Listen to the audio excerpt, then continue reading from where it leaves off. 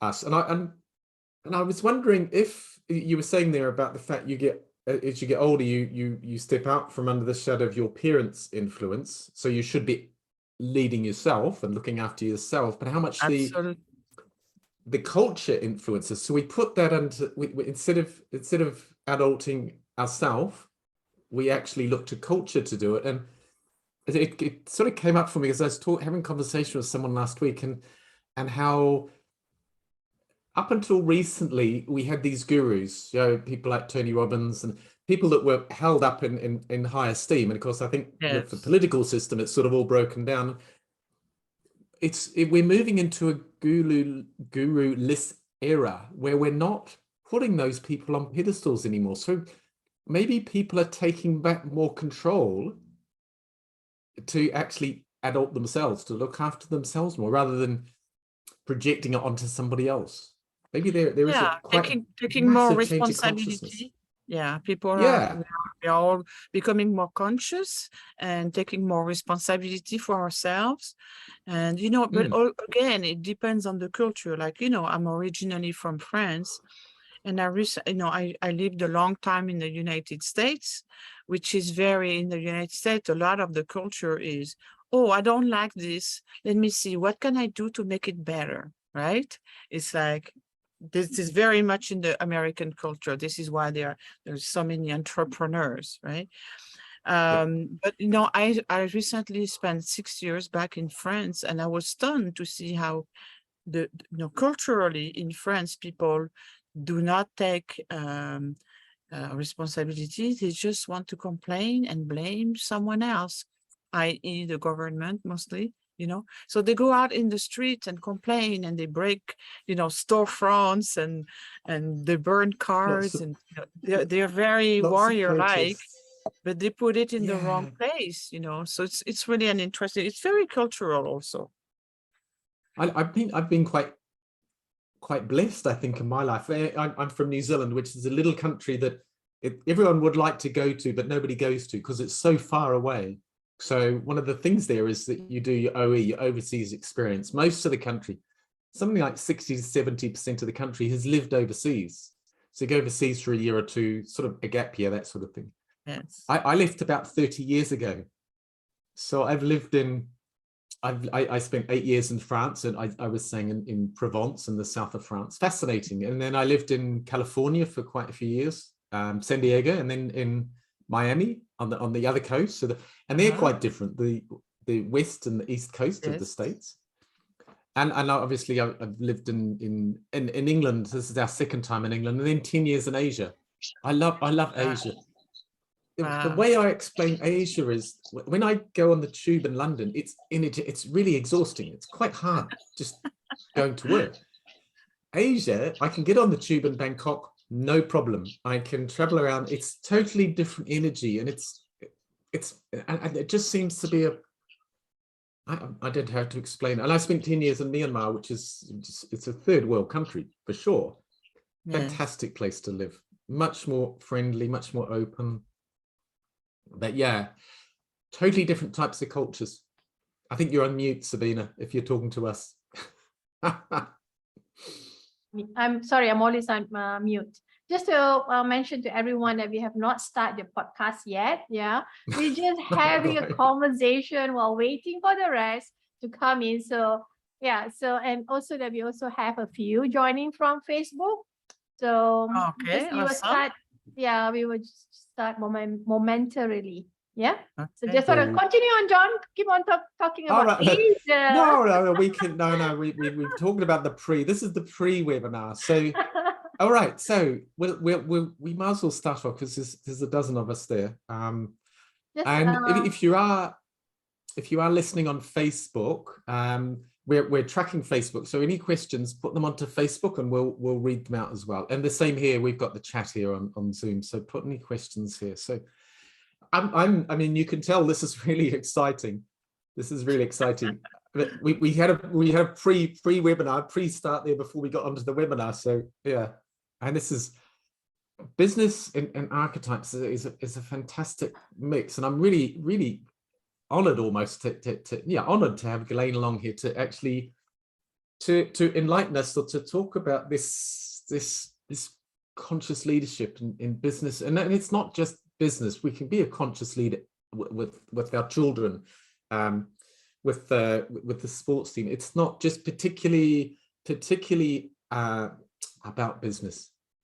So I'd like to pass it over to Sabina, but just before we do that, at the end, we're going to put a link up. Our DJ Master Ravi is going to put a link up on the chat for 𝐘𝐨𝐮's book, the ebook that she published quite a few years ago, and it's got some fantastic references, Ken Blanchard, and that. But you have to wait till the end, so we'll put that up at the end if you're still here, when you're still here, and you can pick up a copy of that book. So that's it for me, Sabina. Over to you. Yes, thanks. Thank you, John. I hope that all of you can hear me clearly. Now, first of all, before I introduce our guest speaker, 𝐘𝐨𝐮, let me welcome all of you. Good morning, good afternoon, and good evening to all. And we have, many of you from, I think so that across the globe. So we have from Asia, and also we have also from India. We also have Agnes from US, and I'm not sure that on the Facebook whether that we have, if Ravi can share with us that they are from where, but I guess so that most of them, I'm looking at Ravi as a matter of fact. If you're look at me this way, because Ravi, my husband, he's a Zoom master, for the podcast, and he managed all my digital work, including actually this Facebook recording and so forth. And you can see actually on the screen that it is photo there. Okay, so we also, I know that I can see that I have a few actually from India that join as well, from Middle East, from Malaysia as well, from the Facebook. So to all of you, welcome actually to our podcast, Conscious Leadership. And for this podcast, there's a slight different from the previous podcast that John and I have done before. We have a guest speaker, and our guest speaker is 𝐘𝐨𝐮. 𝐘𝐨𝐮, how do you pronounce your surname? I'm sorry, I need to ask you this because I do not want actually to pronounce wrongly your surname. My last name, you mean? Yes. Yes, it's Mahler. Mahler. So, okay, 𝐘𝐨𝐮 Mahler. So 𝐘𝐨𝐮 originally from Paris, France, but now live in US. She has 28 years of coaching experience, extensive, I'll say that, coaching experience, in terms of facilitating that coaching with leadership, as well as personal development for both individual and teams from various industry, automotive, banking, IT, insurance, and pharmaceutical, right? So very vast, I would say, exposure that 𝐘𝐨𝐮 has in coaching. Now she's also have a coach, a graduate. She's a coach, university certified graduate, and she also hold certificates in TTI performance system.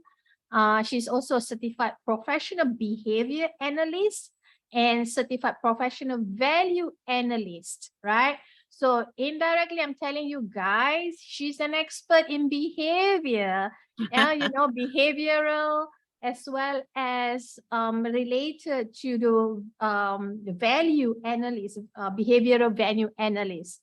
Now, apart from this, she holding actually the psychometric assessment, certification. She's also active as a member of International Coach Federation, ICF, Marine ICF chapter, Connecticut ICF chapter, Connecticut Collaborative Professional Coaches.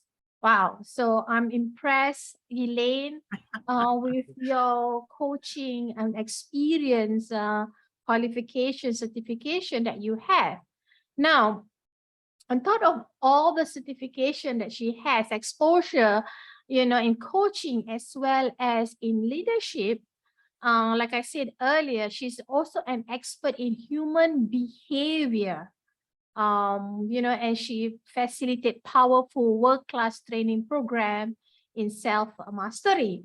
Now, she also have written a book, like John mentioned earlier, and the book is entitled Mastery Your Inner World, where we are going to give the soft copy of the book to you, if you stay on till the end of this podcast.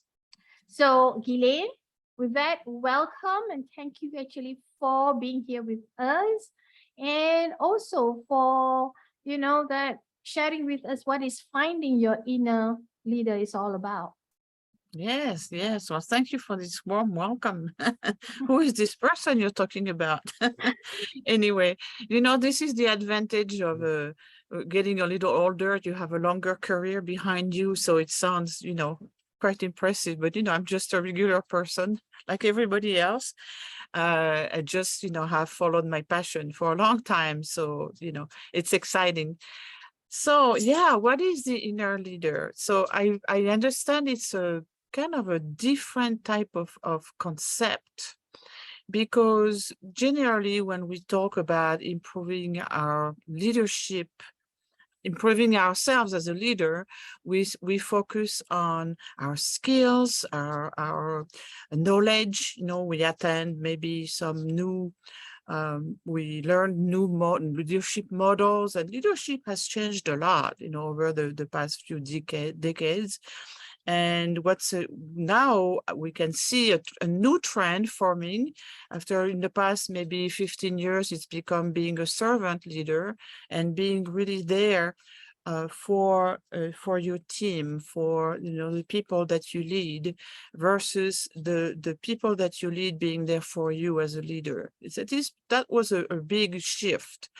And now I see another shift, and that's very exciting to me.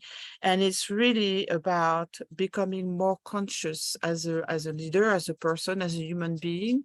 And that requires expanding our awareness, not just into what I would call the outer world, meaning, what we see, our physical world, our skills, our keeping our vision going and all that, delegating tasks and all those things that are really about focusing on the day-to-day physical world things, right? So this new thing now is requiring for all of us to start learning a lot more about ourselves inside. And this is what we call the inner world. So recently I had, a coaching client, and that I was starting to talk to about this. And I said to him, well, what about your inner world? And he said, what? My what? He really didn't know. And I think, in the business world, this has not been the focus for a long time. Although we've been talking about emotional intelligence, which was only, kind of a step towards this, but now we want to really know our inner world and function a lot from that place. So what does this mean, really? When you think about a tree, a beautiful tree that's planted in your garden, and we are all tendency to focus on the fruit that the tree is going to produce, right? So we see, and we are happy. We put spray on the leaves and on whatever on the fruit, and actually that's what most of us do. We focus on the fruit. And we kind of almost are trying to force things. We want to force the fruit to be bigger, better, juicier, whatever. But in reality, I'd like to ask any of you maybe to type in the chat, what do you think, really, if you want a very strong, beautiful, powerful tree that's going to produce those beautiful fruit, what do you really need to focus on? Anybody ideas? I would like you to type it in the chat. And we are also encouraging our participants attending from the Facebook, also for you to type in the comment on the Facebook, right? And Right. So Shafina says the leaves. Okay. Who else has an idea of what we need to focus on?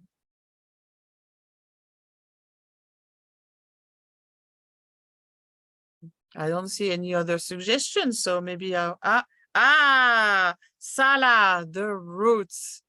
I hope I don't mispronounce your name. If I do, I'm sorry. This is the French way. So yes, we need to focus on the roots, right? We need to really make sure those roots are well watered and fed and all that.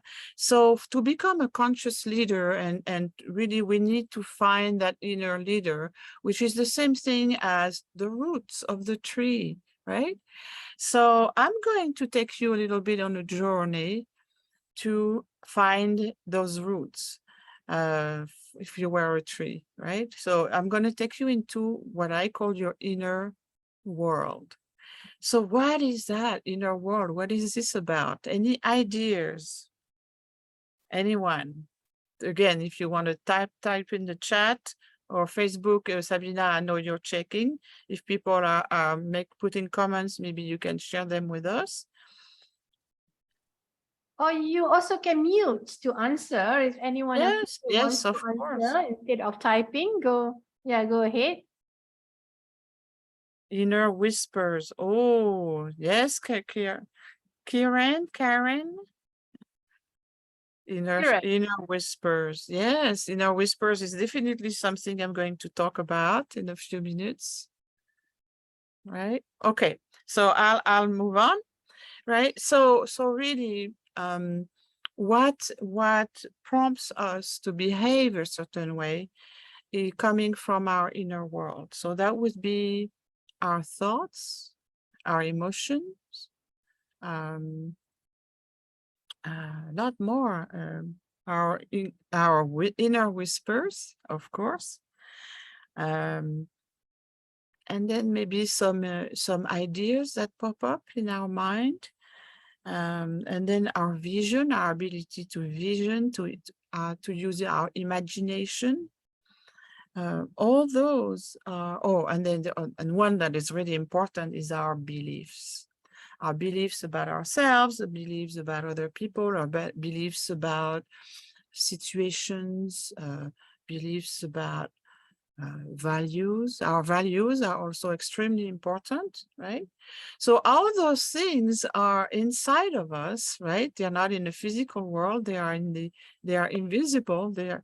And it's really important in order to become a really strong, effective, powerful leader. You know, the type of person, I am sure so many of you have seen this. Sometimes you walk into a room, or you are into a room with a lot of people, and suddenly someone walks in the room, and it's kind of like everybody stopped talking because they have this strong presence. They have this amazing energy, and we can all feel that.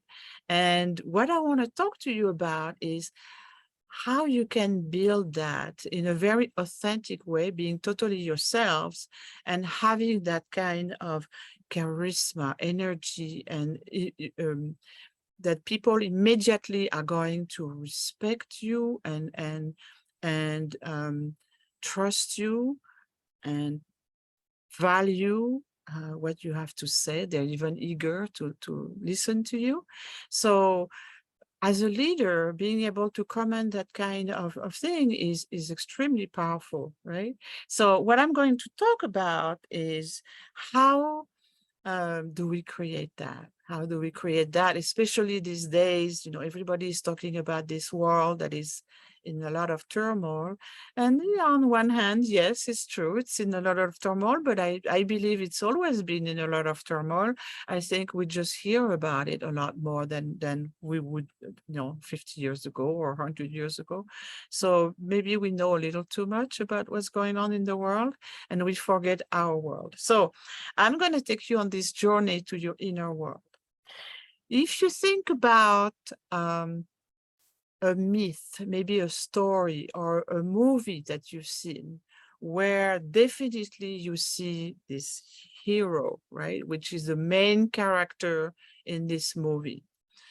And what's going on the generally in this journey that we see in those movies, you know, these heroic stories. What's going on? Anybody can put a couple of things that you see is a common theme in any myth or heroic stories. Like, for example, I'm going to refer to American Adversity. Yes, absolutely. Me living in the US, of course, I love this movie, The Wizard of Oz. And I don't know if people in the East know The Wizard of Oz or not, but it's the story of this wonderful little girl who suddenly arrives in a whole new world, and you know, she does have adversity coming her way and other things, right? So anyway, so the story is that it's really a metaphor for our human journey. You know, here we are, and we live our life, and we have dreams and passions, and we have fears, we have adversity, right? Obstacles that come in our way. And the hero is going to be, so in this example, we are the hero of our own journey, right? And we have to develop ways to overcome challenges and to come out on the other side as a victor, right? As someone who has basically, I don't want to use the word achieve, because this is a whole other thing, but basically come through this journey, come across to the other side, having found their kingdom, you know. So if we use the metaphor of the hero finding his kingdom. So how do we do that? So over the years, I realized, you know, in my own work, that actually there's a lot of different aspects to me as a person, and to you, of course. First one that we may be or may not be aware of is a voice in our head that is always, well, these days it's in fashion, at least in the US, to talk about the imposter, right? The imposter syndrome. So I call this the inner critic. And the inner critic has a job. And the inner critic's job is to make sure that we stay safe, that we don't get out of our comfort zone. Because, you know, we have this nervous system, and I'm sorry, my dog doesn't understand why I'm up so early. Our nervous system is really designed so that we stay safe, right? So anytime we're going to take some action that actually requires for us to get out of our comfort zone, our nervous system is going, wah, wah, wah, wah, trouble, trouble, right? So immediately what I call the inner critic, and what a lot of people nowadays call our inner critic, comes into our head with all the reasons why we should not do this, or why we are not capable of doing this, that we're not good enough, who do we think we are, etc. So it's important to understand that it's a normal human reaction, and we all have this, whether we're consciously aware of it or not, okay? So there's this aspect. And in order to be able to overcome and to basically not let that inner critic be in charge of us anymore, or in charge of our decisions, our choices, we need to sometimes call for help from another part of ourselves, and that part would be our inner warrior. So now, warrior, the word warrior is going to bring up very different feelings or concepts to each person who is here on the call or on Facebook, because we all have different history, we live in different cultures, we read different books, etc. So we each have this concept. And what I have found over the years is that there are three different types of warrior. The first one is what I call the wounded warrior. And the wounded warrior is this part of ourselves. If we have experienced trauma, if we have experienced loss, if we have experienced some really severe challenges, that we come from a place of overcoming these challenges. So we're not coming in a place of victory and courage. We come from a place of survival. The wounded warrior is doing everything he or she can to survive. And while I'm thinking of this, I want to talk about this gender thing, because I just say he or she warrior, because these archetypes basically don't really have gender. They're just archetypes. They represent some type of energy that we feel inside of ourselves. But we all have those feelings that maybe for me, my warrior is definitely masculine, and so is my inner critic. Then there's a couple of other archetypes that I'm going to talk about that maybe feel more feminine to me, but that's my own experience. And it's really important for all of us to trust what we sense. How if you think about your warrior or your wounded warrior, if it feels feminine or masculine, just trust that. You know, don't adopt what I say as your truth, because we all have a different experience with that.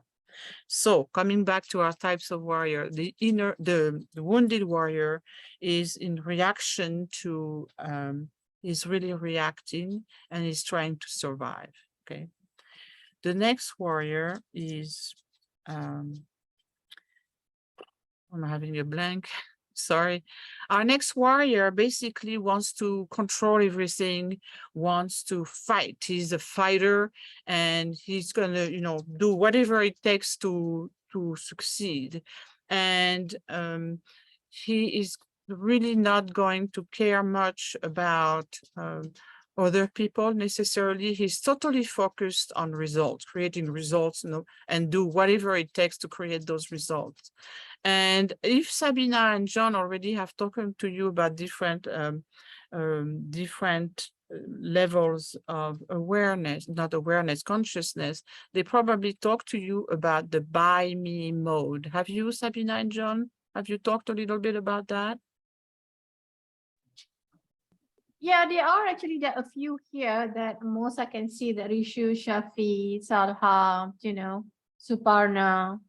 Would Okay. know, of course, Agnes would know actually that the four level of consciousness, you know, that we spoke in the previous podcast on the by me, and they can also find, I think, so that the material on the Facebook, on the group Facebook. Yeah.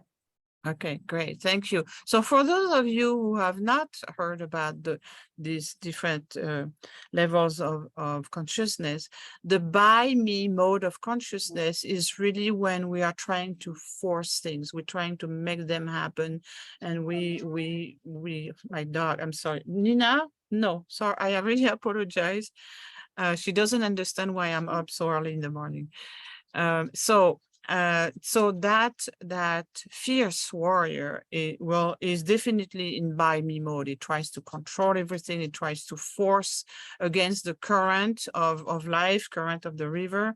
And to some extent it works, but it doesn't form generally very good, healthy relationships. And it's exhausting, right? The fierce warrior is my God, he has a lot of energy and he likes to push.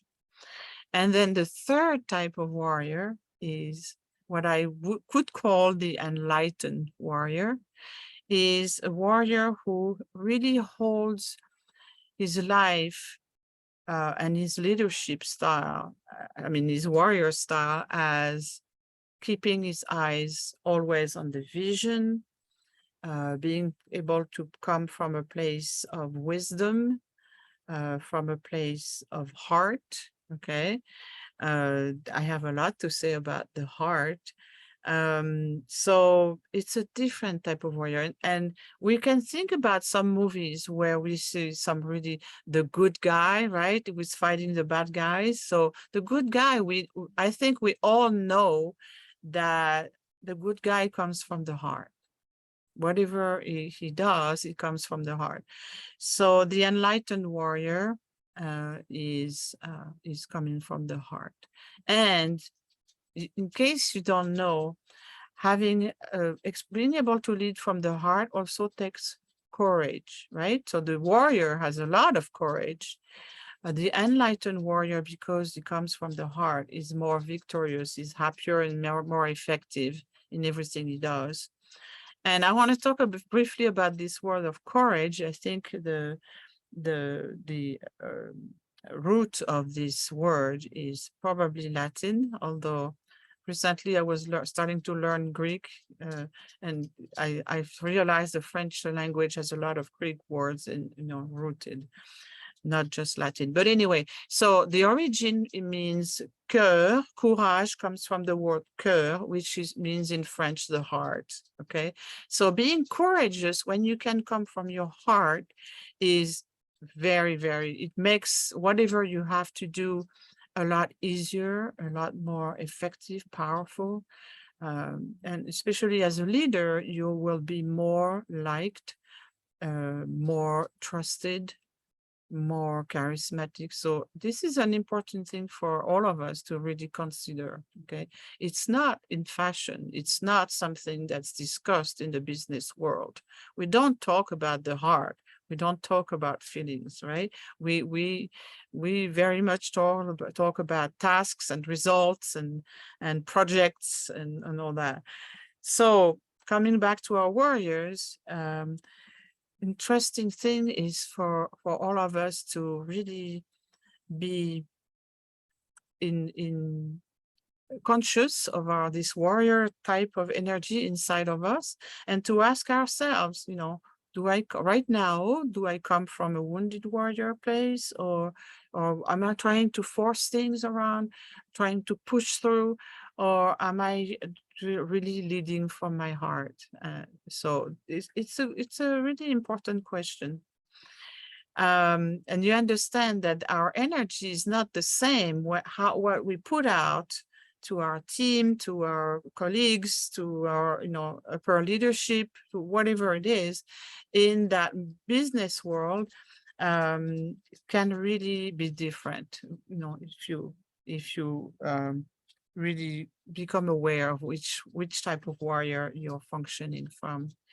So this warrior is going to help you, and you can ask for his or her help to overcome the inner critic. So let's see, you're about to go into a big presentation and somehow you're nervous. Public speaking maybe is not your forte, or it's a new topic that you don't feel so certain about, presenting to the audience or to your people.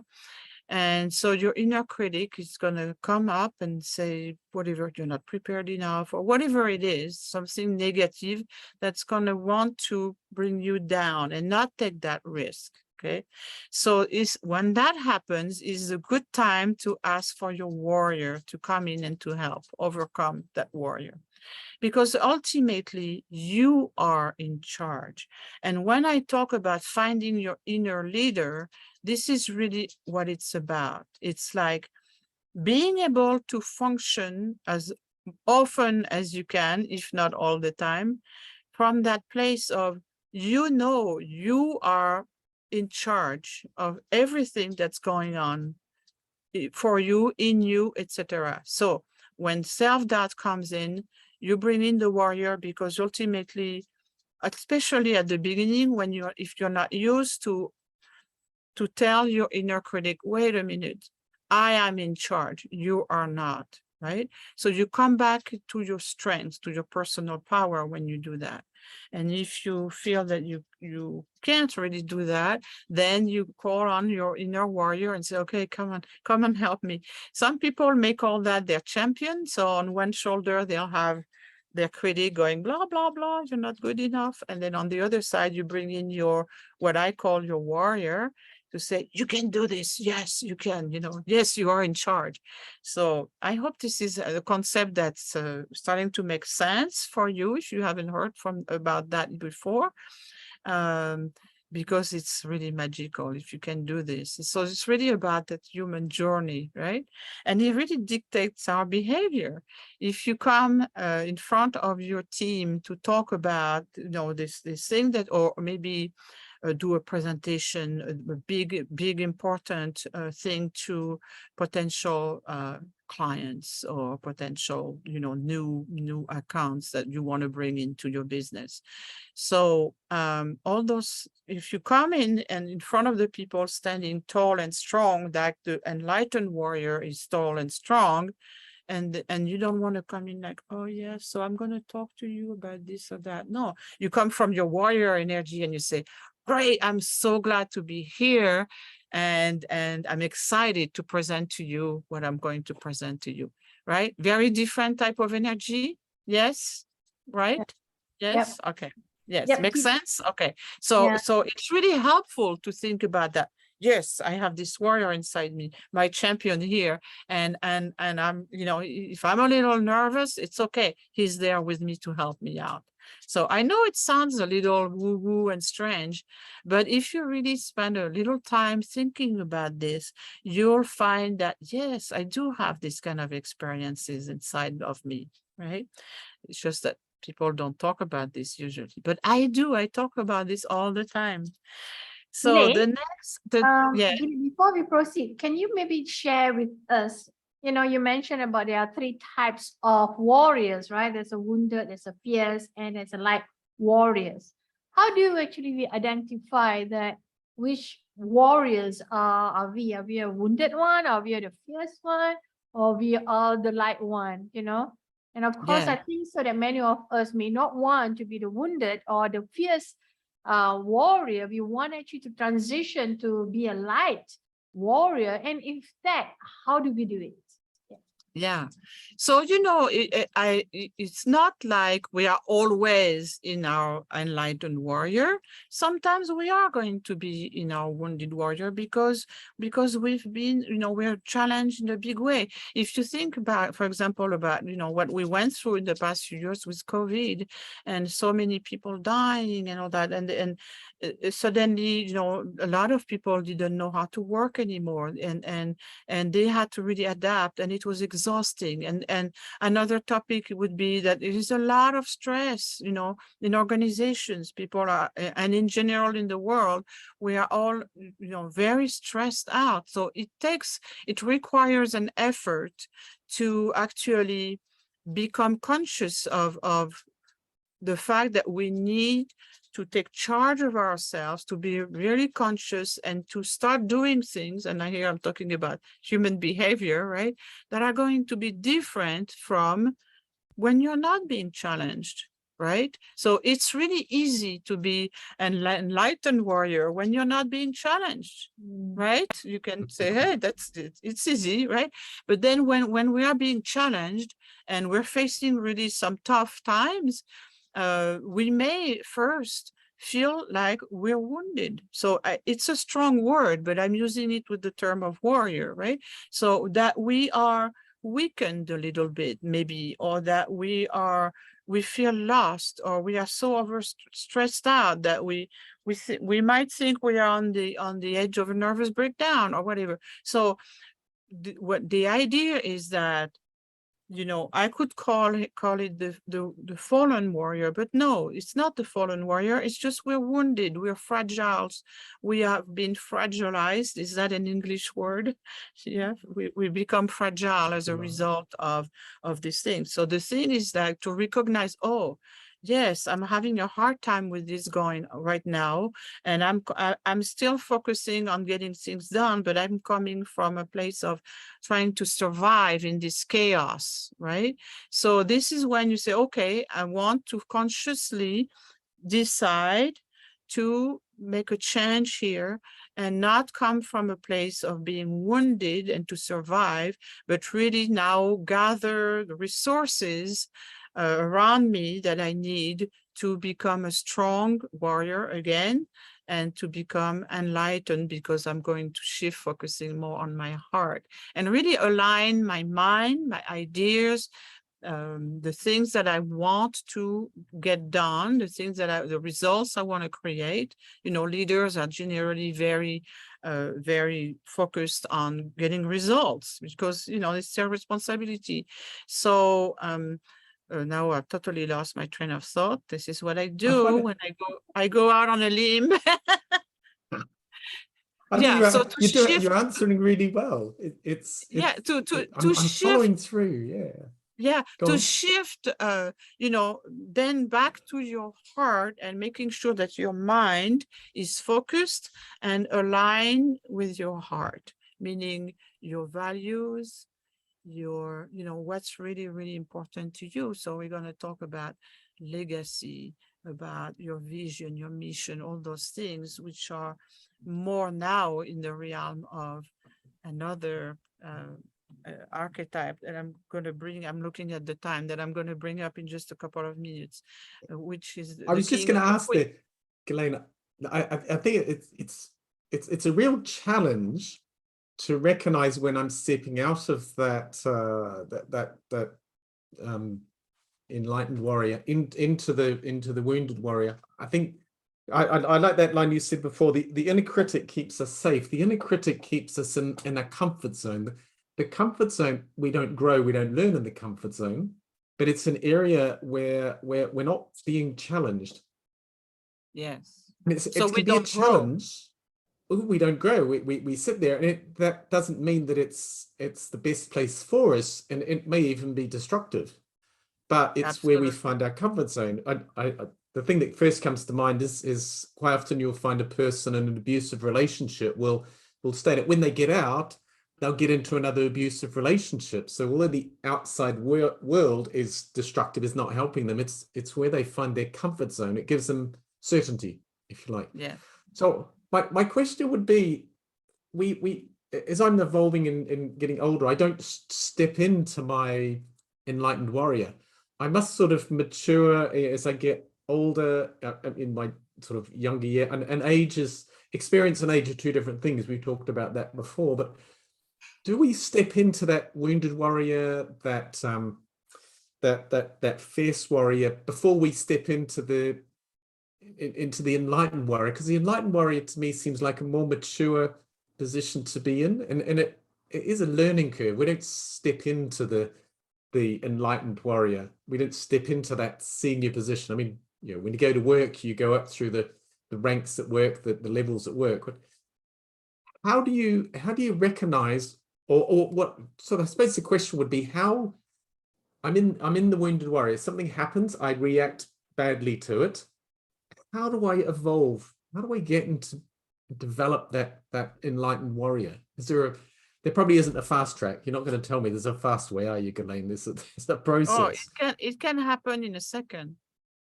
It's a decision. But I have to learn that. Right? But it's a skill also, isn't it?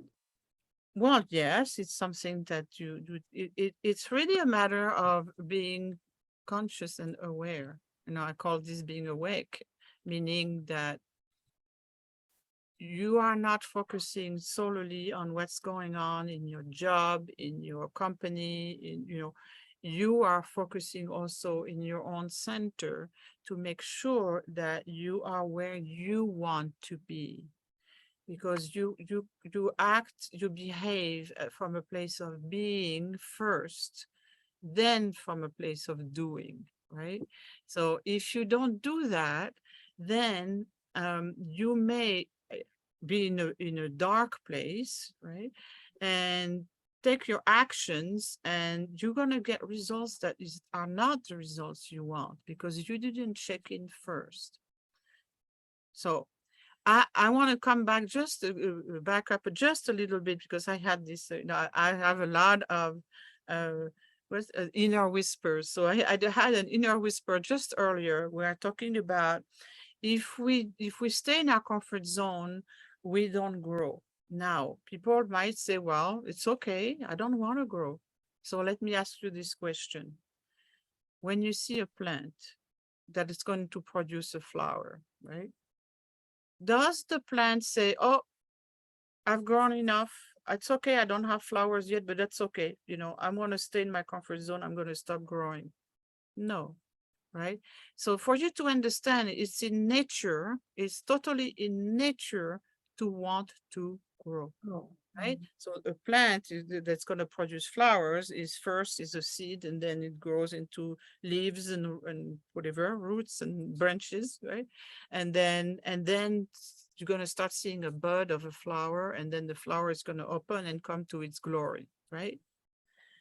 So, you know, I like to look at nature as a great metaphor for our own journey as human beings, and certainly as leaders, because we want to be able to shine. I mean, I do, you know, I want to keep growing and shining and come to turn into this beautiful flower. So when we see ourselves in this place of, we know, we feel when we are in a bad mood, when we are hurting inside, when we are not being efficient in what we do, we get frustrated, and we get, you know, all these things. So this is what I would call, we're trying still to accomplish things, but we do it from that place of being wounded, the wounded warrior. So we realize, oh, this is what's going on. So I'm exhausted. Oh, okay, let me take a couple of days off so I can regroup, find my center again, and reconnect to my warrior, my enlightened warrior. Now, if you have not found your enlightened warrior yet, and you find yourself focusing a lot, like if you relate to this, like you go to work, you want to get things done today, you're excited, you're you know, and you're going to do whatever it takes to make this happen today. You know, this is the meeting, and this is what I'm going to say. And so that energy is like wanting to get things done. And you see how my face is, I'm frowning a little bit, right? So that energy is a little bit forceful. So it's kind of checking in. Okay, what kind of, am I being pushing? I'm being forceful. So that would be, you know, in the fierce warrior. And it can work. It's just that you are not going to be as effective, and you're going to be more tired. So if you already come from a place of being tired, it's going to be even worse, right? So it's kind of like checking in all the time, you know, what's going on with me, right? And it's a habit to form. What's going on with me, all right? What's going on with me?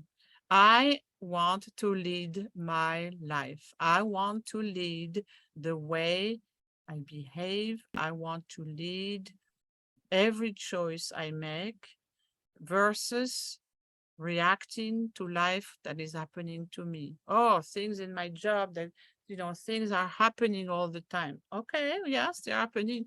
But when you are in your enlightened self, you know, when you're coming from the place of the enlightened warrior, you don't react. You just keep, and this is very much the leader, is to keep your focus on your castle, your wisdom, your kingdom, sorry, right? So so this, I want to move on because there's we are already I could talk for hours, I'm sure you understand. The next I was just going to say this just before we go on to the next archetype. Karen's asked quite a question, I think, is along these lines. Okay. The question is, how do we identify we're living our values or values imposed upon us? So this would be a sort of our archetype. Are we being pressured by our outside? Well, or how do we take control? When do we recognize? Right. So here's what's happening, right? We're born. We are this beautiful little baby, and when you see a baby, you see their eyes are shiny. Like everything is possible, right? And then we start learning that the world maybe isn't really functioning that way, and we're starting being taught, no, you can't do that. No, don't touch this. No, don't touch that. Don't do this. You know, so it's a lot. Now we're starting to be told that it's not okay to be ourselves and to behave anytime we want, the way we want to behave. So, and it's true that in society, there are rules, there are accepted behavior and unaccepted behavior, and in cultures also, right? Different cultures, different behavior. So we become really conditioned, and basically we adopt pretty much the values that are the people who brought us up, because they come from their own values, hopefully, right? So we learn their values, and if a value that you see yourself abiding by or living your life according to this particular value, and you realize that, you know, to take the time to really reflect, and maybe it can be journaling, writing a little bit and say, okay, so here I'm going to talk about this value. I can recognize that my parents very much valued family, or that's an example, or it's also a value from my culture. And I understand this. However, it's not that important to me. There is this other value that is more important to me. So whatever it is. So it's a matter of being able to, again, check inside, right? Because this is inside, we know everything. So I'm going to talk about our inner teacher, who is really the wise, I call him the wise man, right? And this is really what I'm talking about. When we are checking in, this is the place where we have that wisdom. Let's say you're in the shower and suddenly you have this big aha moment. It's like, wow, I just had this amazing idea, or just the amazing new understanding about something. Or, oh, suddenly I'm realizing this is really not the value that I want for myself. This is a value that was taught to me, but it's not the most important. So as much as I want to respect the people who taught me those values, it doesn't mean I have to have that as my own values, you know.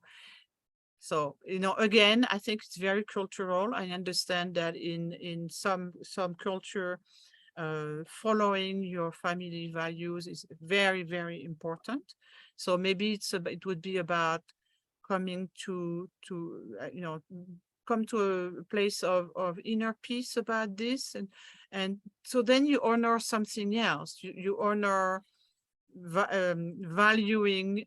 You honor the value of respect, for example, the value of honoring your parents, or the value, you know, those are other things that maybe become more important, you know, in your culture, in yourself. You know, for me, for a long time, my top one value was freedom, because I couldn't, I knew I needed to work for myself. I knew I wasn't supposed to having people telling me how to work or what to do, because I have my own journey, and I'm connected to my own journey.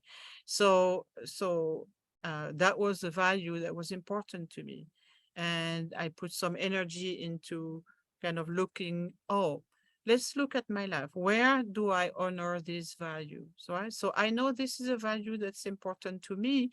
Maybe it wasn't important to anybody in my family, because, you know, just that, it wasn't important to them, but it's important to me. So it's really about, again, being very aware, really spending some time thinking about all those things. And this is why I wrote this book, Mastering Your Inner World, so we can develop that awareness. So coming back to that inner teacher, is like that place where we get those inklings, those aha moments. Suddenly and that is so contributing to our growth, you know, and a leader who can really honor those.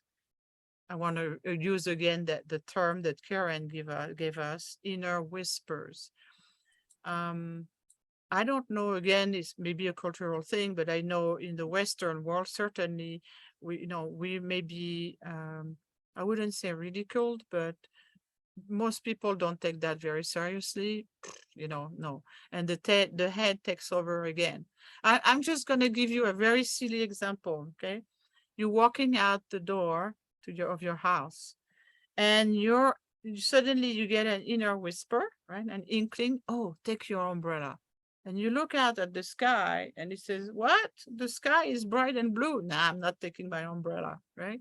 And then an hour later, you're outside and suddenly clouds came in and now it's pouring rain on you. And you think, oh, I should have listened to that Listen to myself. inner whisper, right? So this is kind of like the inner, what I call, the inner teacher, because our inner teacher knows what's best. It's not father knows best, is my inner teacher knows best.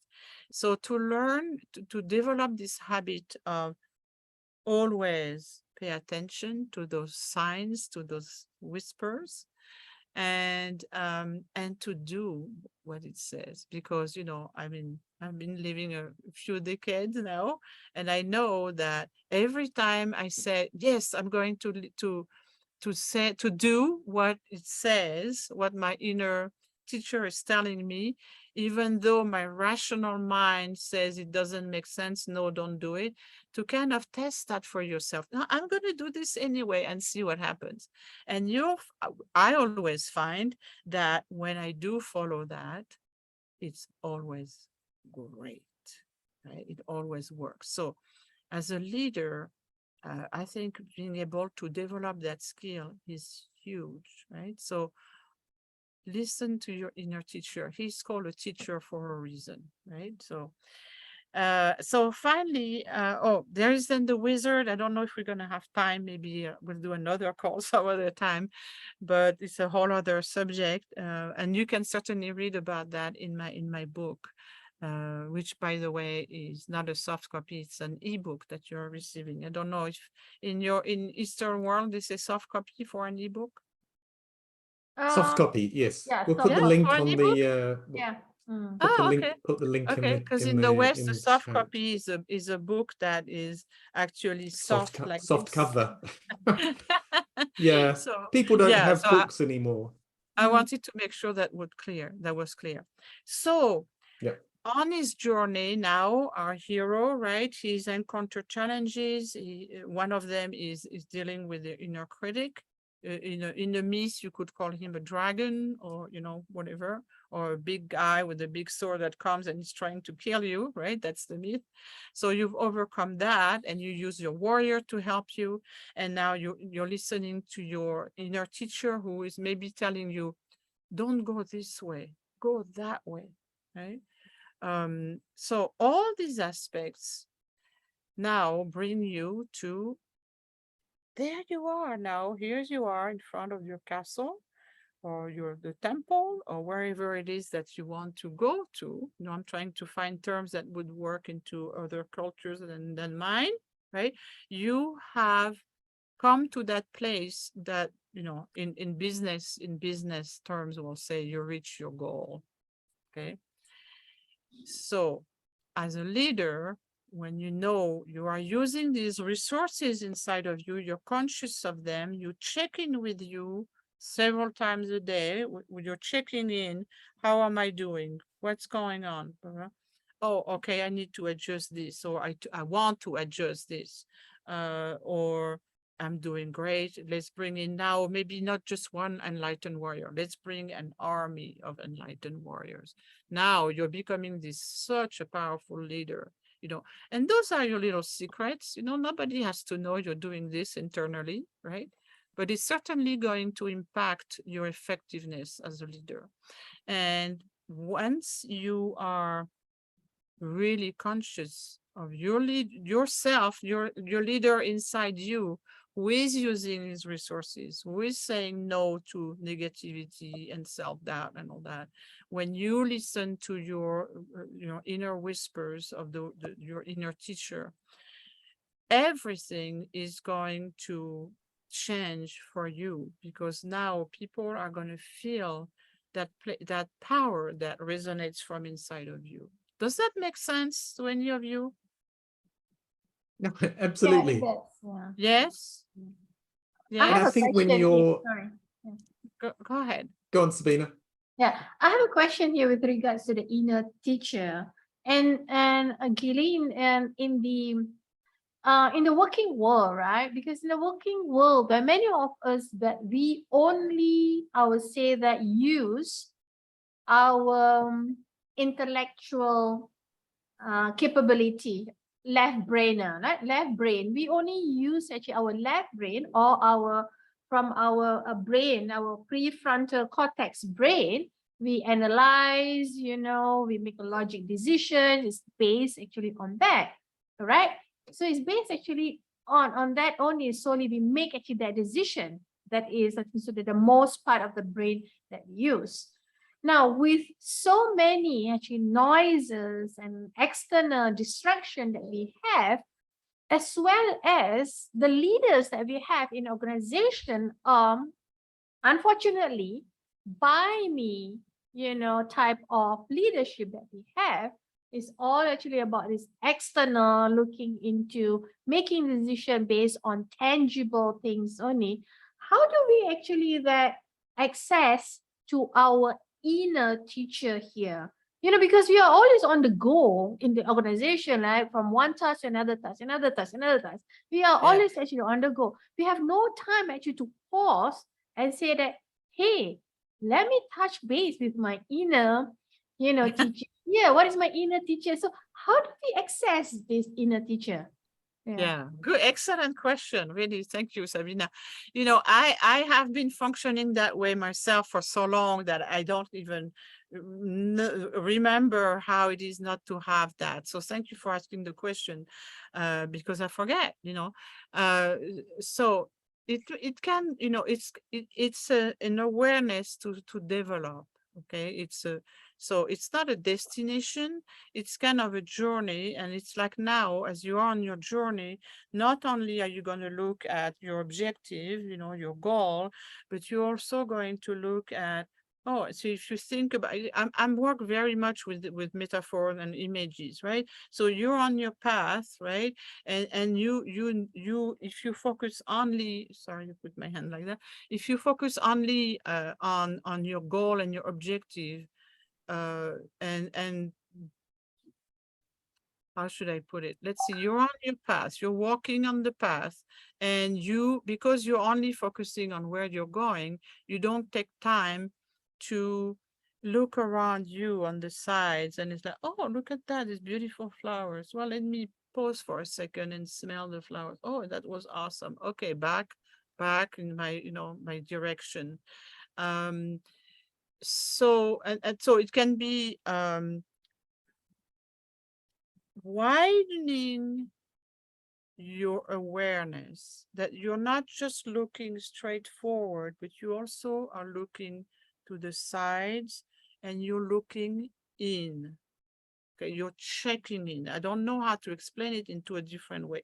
So it can be something that you develop. And I think I think we all have the capacity to develop that, which some other people will call, the inner whisper and intuition, or, inner knowing, right?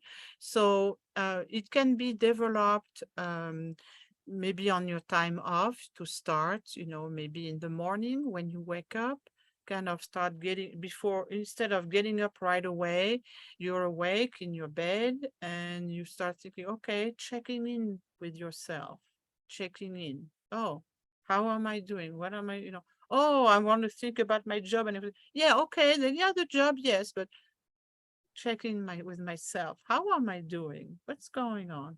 So, so gradually we start developing this habit of checking in, and then before you know it, your perspective of the world is different. Yes, you have all these distractions. Yes, you have all these demands put on you. Yes, you have all these responsibilities. And I didn't say but, I said and you also check in with yourself. So it's kind of an added task. And you may think, oh, I don't have time to do that. Well, it's up to you, really. But if you do this, you're gonna, and you start doing this every day. Some people do a formal meditation. Sometimes it can be just walking your dog. I told you I have a dog, right? So I walk my dog every morning, and I'm lucky to be, near nature. I mean, in the midst of nature already. So that helps me to connect with myself. Nature is a good teacher. Nature is a very good teacher. So if you feel very disconnected from your own self, your own sense of self, then maybe maybe go into nature or this on the weekend. Maybe, you know, go sit in the grass, go sit at the bottom of a tree. And I know all that sounds so unbusinesslike, but we are human beings. We're not business beings. We're human beings, and we need to find this balance. Okay, so checking in this way is crucial to our sense of well-being. And I know I think a lot of cultures in the East are very much encouraging meditation. So, you know, if we meditate, even if it's just for 5 minutes every day, that's one of the ways to connect with ourselves and to keep that awareness throughout the day, as I well think as it's what yeah. it's what makes journaling so powerful. I always thought it was journaling was just recording a few notes, but actually getting the stuff out of your head and just the action of writing, not putting in the computer, writing your thoughts down is really powerful, because it's getting it out and it's putting it on paper, and it's Yes, and then it's that, for me, that's that key. It's that self-awareness. You know, absolutely. self-development starts with self-awareness and just picking up, okay, so this is what I did. Because most of us, you know, the wounded warrior, the inner child, whatever, comes out and we react to it. And it's that meditation is developing that awareness, and journaling is another way, just every day, just Yes, remembering, or at the end of the day, just reflecting on what happened during the day. yes. And I suppose with journaling or meditation, but with journaling, it's so this happens, and then if you don't write it down, this is what I could do better.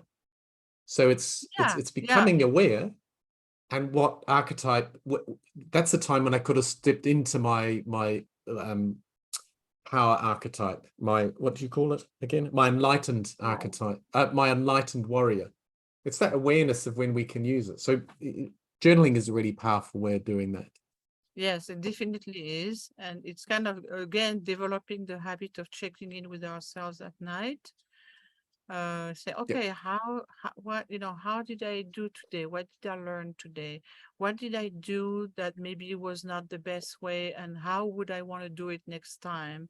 All those things, you know. So it's, yes, it's about looking at our actions and our behavior, but it's also, oh, I did this. What caused me to do it this way?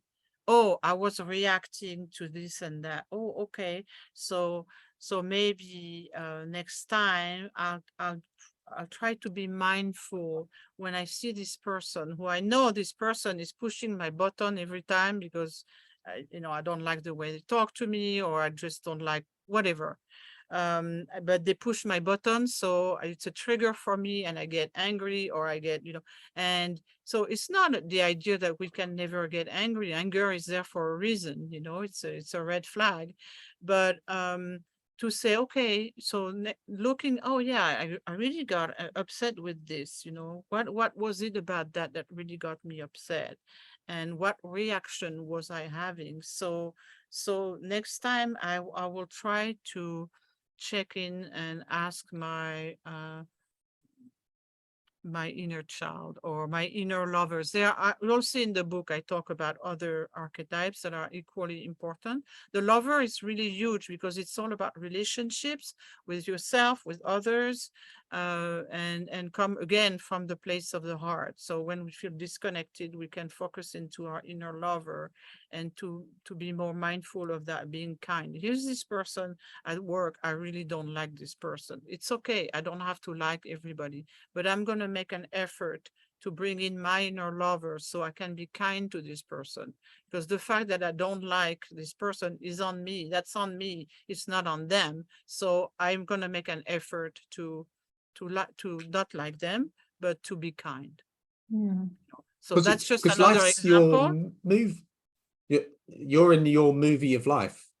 Yes. And it's how you turn up in front of the camera. And That's there will right. be people that come in and test you and trigger you and whatever. And so how am I going to turn up? That person that annoys me at work, that's who they are. How can I change what I'm being in that particular relationship? Yeah. And it's and really it's about sort of how much I can evolve and learn and grow as a person. I think, as you're saying, I love that metaphor. If the tree doesn't stop growing, and you could take that metaphor across to a business, and it's much more apparent today. Those companies that are dynamic, that are changing, are the ones that will succeed. I always think, you know, I remember my first smartphone, not my first mobile phone was a Nokia.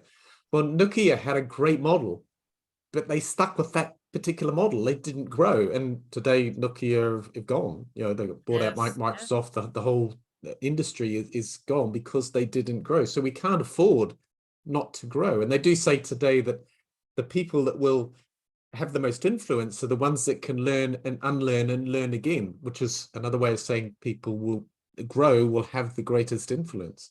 It's been really fascinating. I think we've got Ravi's going to put the link in for your book. That's really, thanks so much for that, Ghislaine. It's a very exciting really way to look at our life, and I know that anybody, if you start practicing some of that focus, it will greatly enhance your life and your job, your everything, and your I'm looking for a word, it's not coming, your not effectiveness, but your impact as a leader. So I really want to encourage you to find that leader inside you that leads you.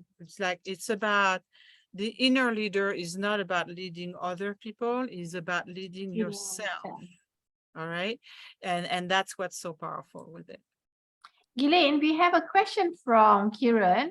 So this is her second question, as a matter of fact. What if the belief, and this is very much related to the value questions that you answered earlier.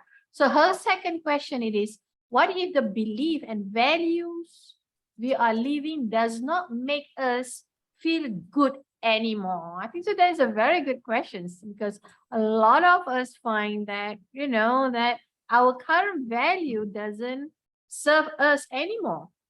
Yeah. Right. So if you are in that place where you say, well, I've led my life from this value as a foundation for my life, and I realize I don't like that value anymore, right? So one suggestion I would have, and I'm trying to give, because of time constraint, that you may maybe an example is take a piece of paper, a page, and put two columns, the left and the right, and then with that value you don't want anymore, saying everything that if you let go of this value, everything that you're saying goodbye to, okay? Because you realize this value is not bringing you, it is not nourishing you anymore. It doesn't fit with your what's the word? I'm tired. It's early in the morning. And where you want to go, your what's the word I'm looking for? Your mission, the way you want to contribute in your life to others. Then say it's time to say goodbye to this value. So you can write down, if I say goodbye to this value, I'm going to say goodbye to this, and that. Okay, what that value represents for you in your life, in your work, etc. And then you start thinking, okay, what is another value that I can not necessarily replace it with, but bring now into my focus as this new, this upgraded foundation for myself, for my life, etc. And then think, okay, so if I adopt this value, what does it mean for me? What am I going to say hello to? Okay, so the saying goodbye to an old value and saying hello to a new one is a very simple and effective way to make that shift. It's simple, but I work on those values with a lot of my coaching clients, and it's a very profound change. When we really do this, when we really change our values, it has a lot of ripple effect in our life. So that's all I'm going to say, because I know we need to end this call. I've loved being here. There is so much to say about this. And I love archetypes because they are an easy way to explain our journey, what we experience. So I hope that people got, a lot out of this, and certainly it was my intention. So I hope So Yeah. that right now we open if we have any of the participants here who would like to ask questions. It's not necessary for you actually to type in the chat box. You can also maybe raise your hand or unmute, and you can ask the questions directly to 𝐘𝐿𝐮. Yeah, go on. So I guess Kiran would like to ask. Yes. Hi, 𝐘𝐿𝐮. Yes, and Thank you. Kieran, thank you for asking all these questions along the way. Thank you. Thank you. Thank you for answering, and then that part of the value. But I'm just wondering, because when like for 52 years, you have been trained by that value, and it suddenly looks, it's imagine yourself, and I don't fit in this environment anymore. I don't fit here. Okay. Yes, yes. But they are not someone like, like in the office, and like in the office we can just say, okay, fine, I'll just look for another job. But sometimes it's like your family members and all that. How do you actually deal with that? You cannot be leaving everything and walking away, and when you have responsibilities yet to fulfill. So how do we tackle that? Yeah. Right. So I'm hearing you talk about a lot of different things here.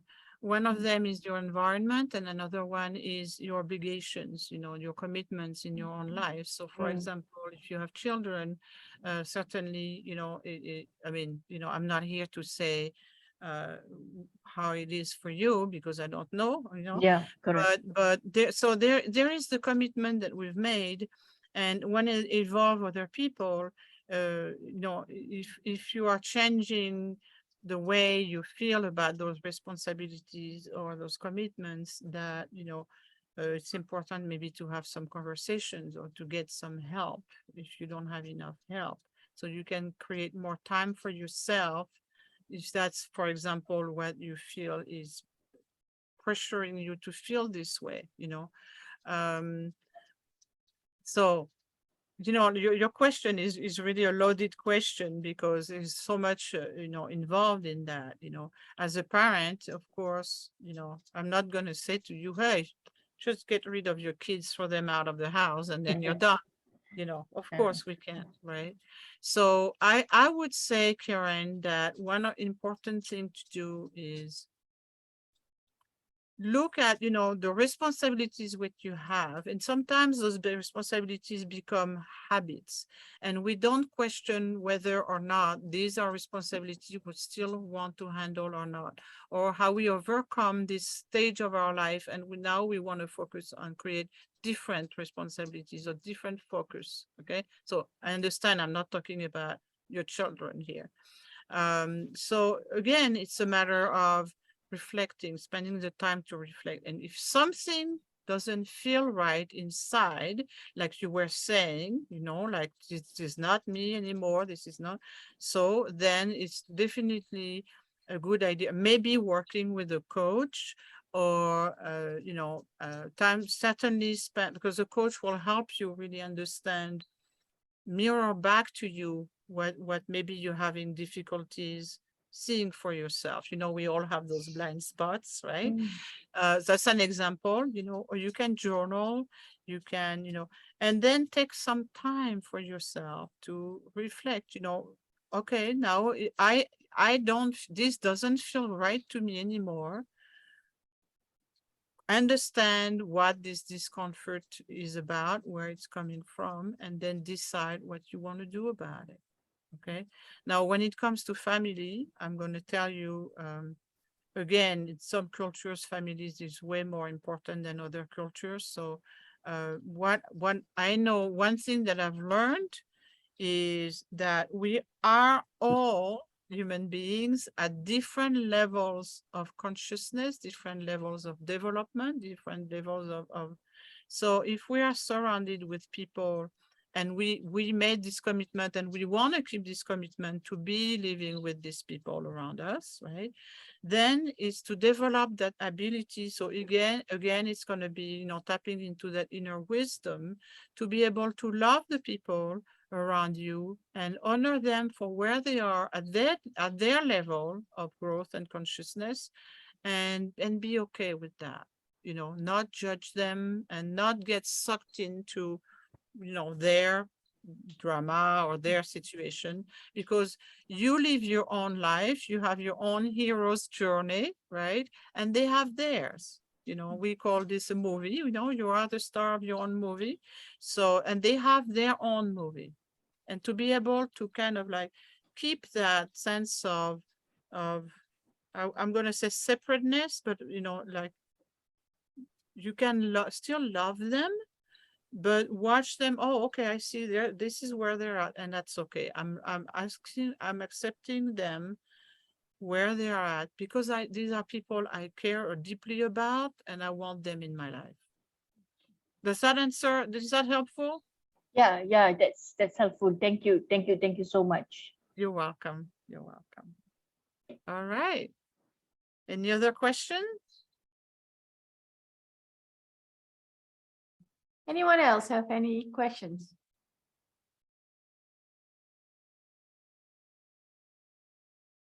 And Karen, I want to add that honoring yourself for where you're at, what you're feeling, and you know, is really, you know, important. Yeah. So That's the reason why last time I used to just at one certain point I could just ignore it, not listen to it. But now it's like I said, the whispering is going louder and louder and louder and louder and louder, so that you feel like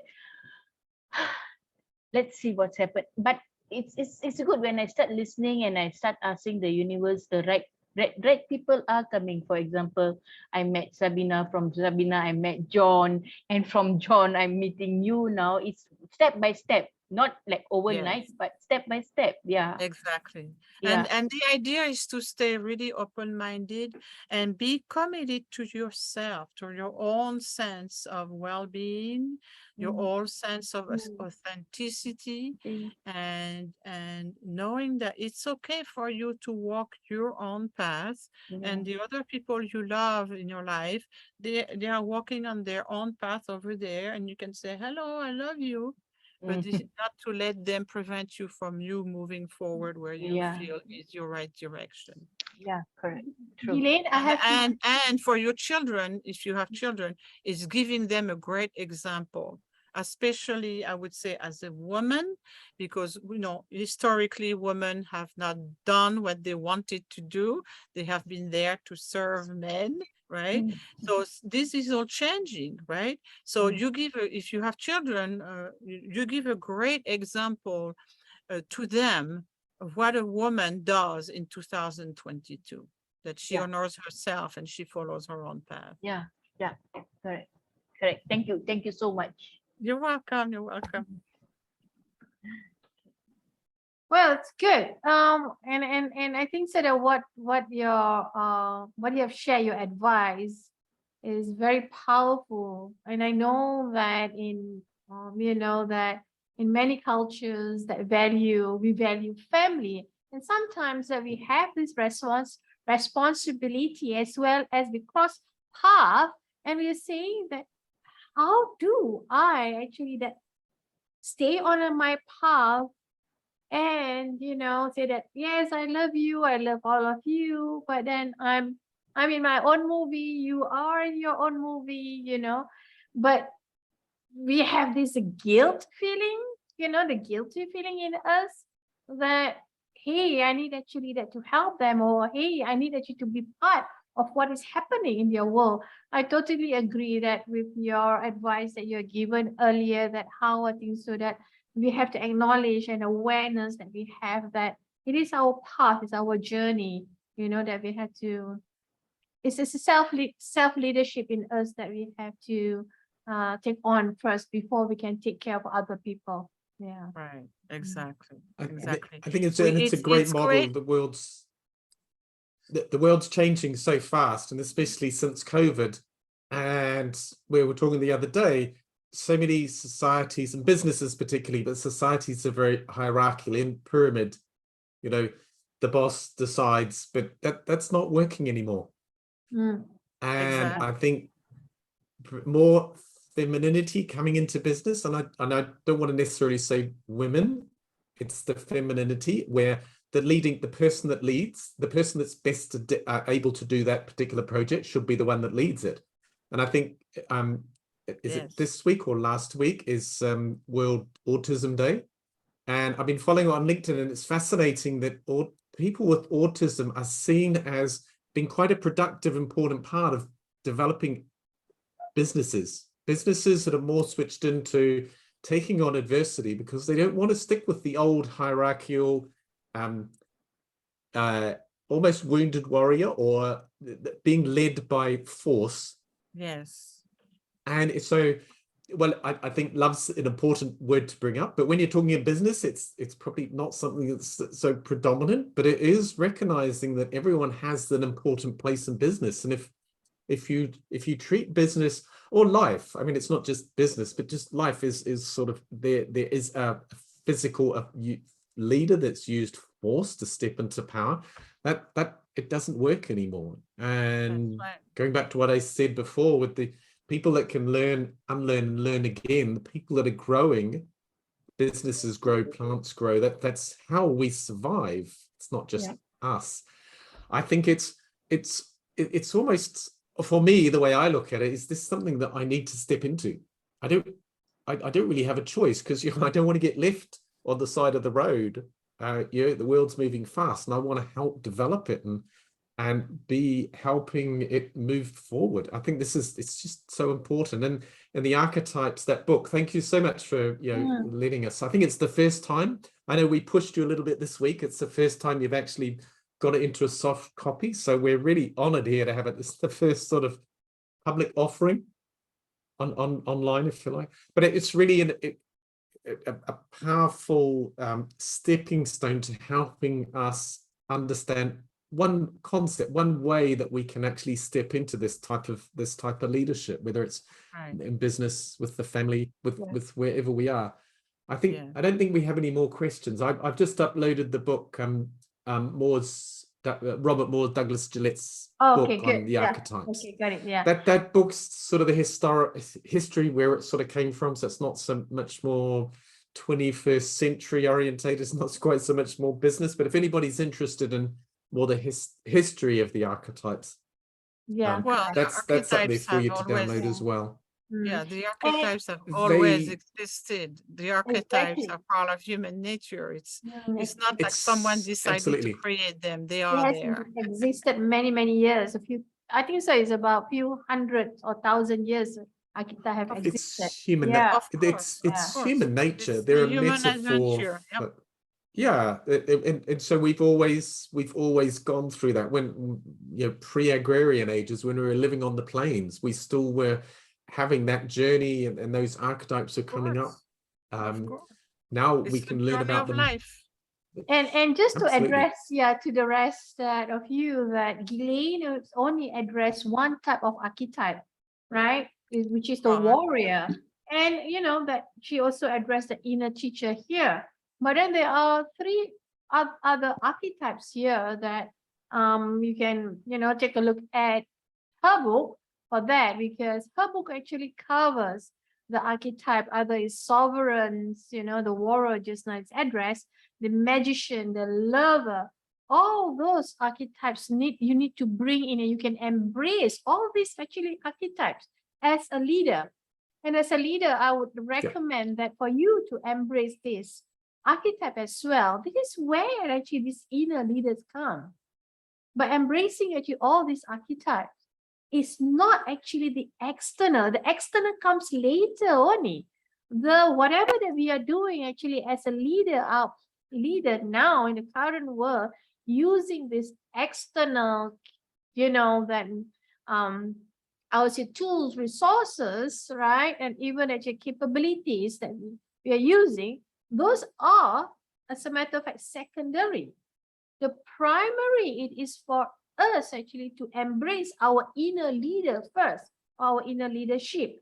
Then only that we, that embrace these external resources that we have, the tools that we have under our belt to make us a better leader. Am I right, Gillian, John? What I'm saying? Yes. Yeah? Yes. Yeah. And Absolutely. the way you're putting it is like first you do this and then that it's a constant in out, right? So it's not like where you stop everything you're doing and then for 6 months I'm just going to go inward. I'm going to go to a Zen monastery and I'm going to go inward. We can't do that, right? We don't live those Nothing lives, wrong with right? that. So no, but I mean, it's not realistic for most of us, right? So because we work, because we have responsibilities and all that. So it's not like I'm gonna go here and then one day I'll be there. No, it's a daily practice. It's a daily it's a matter of developing this habit gradually, instead of looking only on the outside, is always look on the inside, preferably first. But at the beginning, if we're new at doing that, we can't, it's going to be maybe 5 minutes each day. And then it's going to be, 3 times I spent 5 minutes today really thinking about what was going on in my inner world. Oh, that's progress.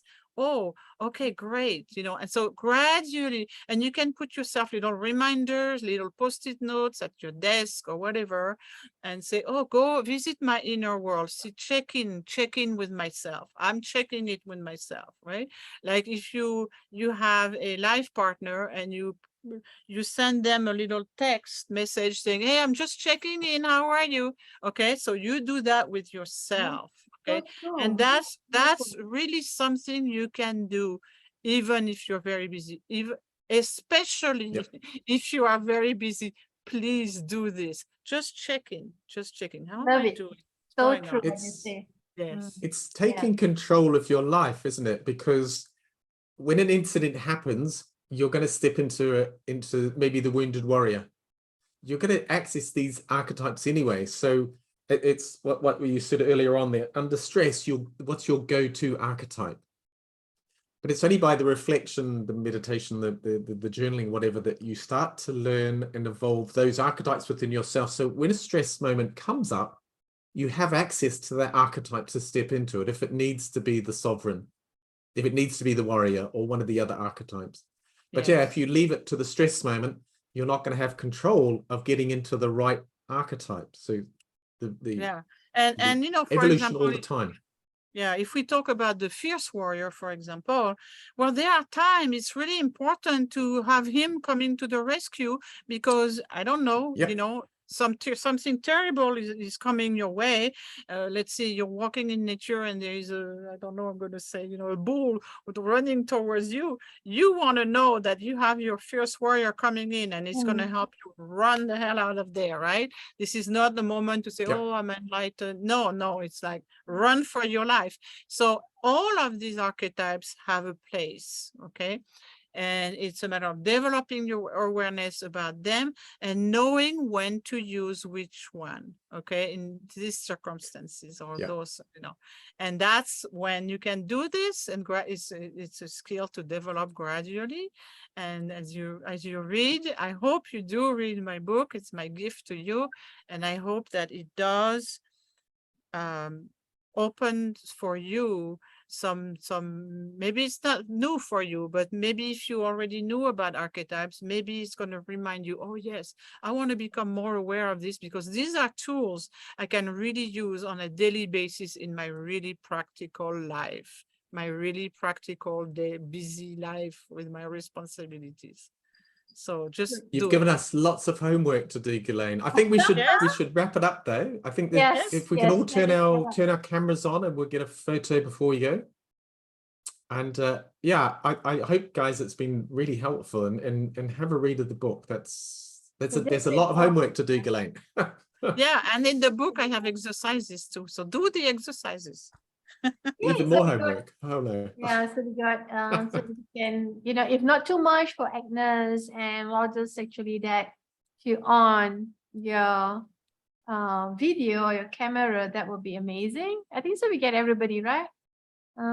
Just about got Agnes, everybody. of course, Agnes is working, right? Yeah. All right. So thank you very much, 𝐘𝐨𝐿𝐴𝐻𝐿. That was And, fun. It's been really good. You can invite Excellent. So I me hope you guys. anytime. Absolutely. I think so. That Ravi Absolutely. is taking the photo. Are you? Yeah, just hang on. All right, now everybody. Yes.